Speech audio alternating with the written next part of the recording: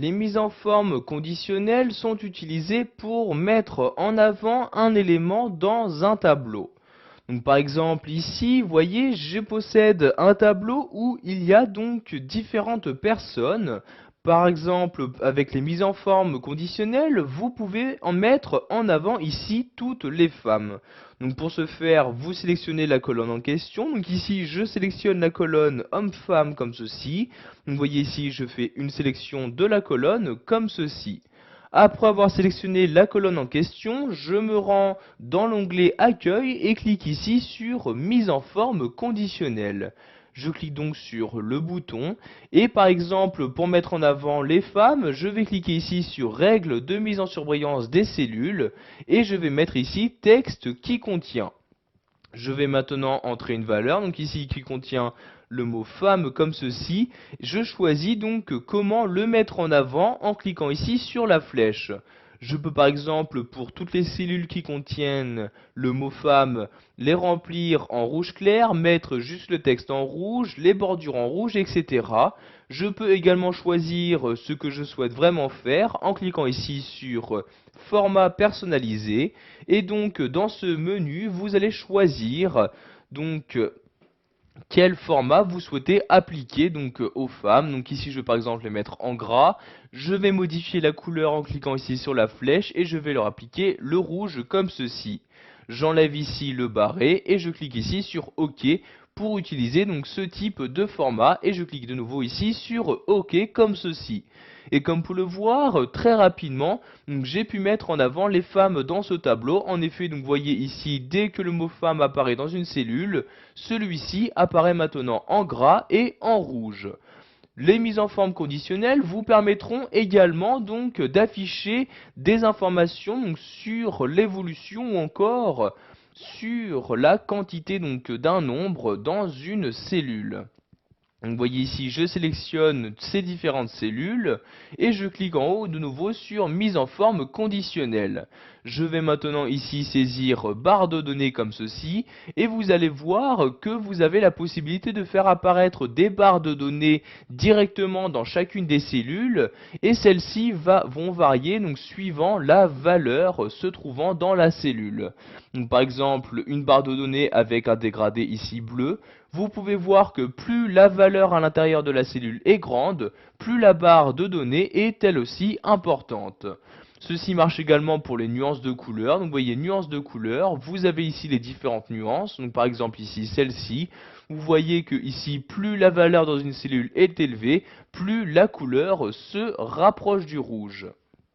Et vous pouvez également de cette même manière ajouter des icônes dans les cellules, donc icônes qui réagiront également suivant la valeur des nombres qui apparaissent dans vos cellules. Je vais par exemple ici insérer une barre de données donc avec un dégradé vert comme ceci. Je clique donc ici sur le type de dégradé et vous avez donc ici les barres de données qui apparaissent donc dans chacune de vos cellules.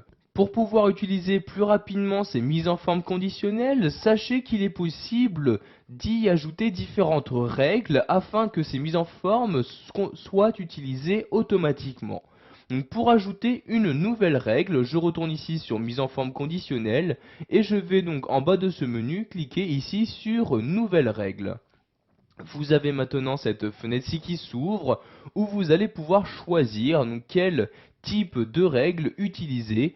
Donc, vous voyez soit mettre en forme toutes les cellules d'après leur valeur, appliquer une mise en forme uniquement aux cellules qui contiennent une certaine valeur. Donc par exemple ici je vais utiliser cette règle-ci. Donc par exemple ici je choisis la valeur donc en cliquant sur la flèche, donc soit un texte spécifique, une date, soit pour les cellules vides, pour les cellules contenant des erreurs, etc.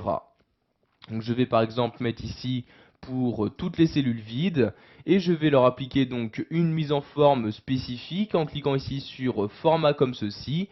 Je vais par exemple choisir de les remplir de certaines couleurs en cliquant ici remplissage.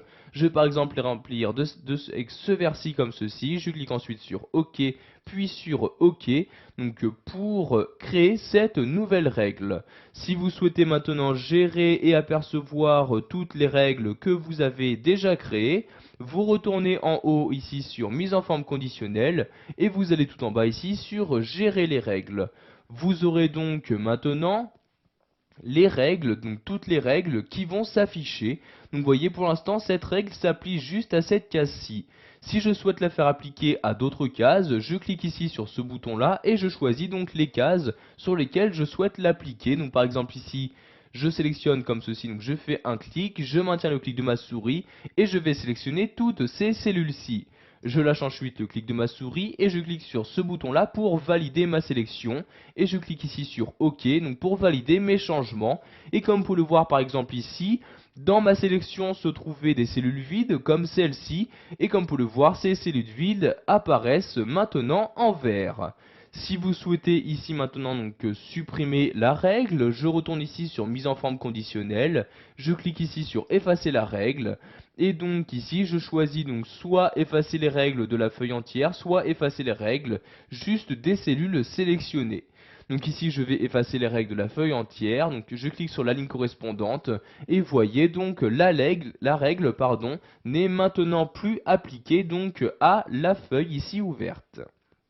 Voilà, vous savez maintenant comment utiliser les mises en forme conditionnelles sous Excel 2010, que ce soit pour mettre en avant un élément ou pour créer différentes règles.